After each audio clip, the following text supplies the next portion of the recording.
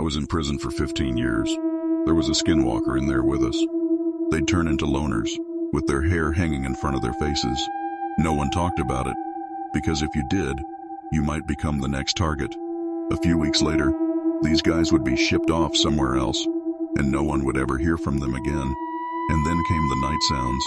Strange, horrifying noises echoed through the block. Screeches that sounded like a dying pig mixed with nails on a chalkboard. Even worse, shadows and footsteps. The block was lit just enough for us to see the dim outlines of figures. But sometimes, I'd see shadows moving across my walls with no one there. The footsteps were the worst, though. These were fast, so fast that by the time you heard them, they were already 3 cells away from you. Everyone hated those footsteps. But the worst part of it all came near the end of my sentence. My cellmate, a good friend of mine, snapped. He started acting differently. He became distant, shuffling around, not talking to anyone, not even me. I didn't sleep for a week. I stayed up, keeping one eye on him.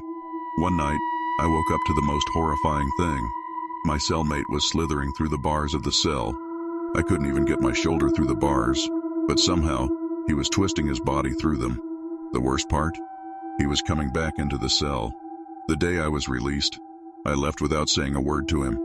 I walked out of the gates a free man, relieved to be out of that hell. But as I walked through the yard, I saw something that made my blood run cold. My cellmate was standing in the same spot he'd been in for the past week, staring off into space. I thought about how he'd acted, how strange he'd become, and then I saw something even worse. Across the yard, standing alone, was Carl, slouched over, eyes twitching, looking at the other inmates. And that's when I realized it wasn't my cellmate anymore. It was something else. I made it out of that prison, but I'll never forget what I saw. Was it Carl? Was it a skinwalker? Maybe I'll never know for sure. But I'm out now, and the horror I experienced will stay with me forever.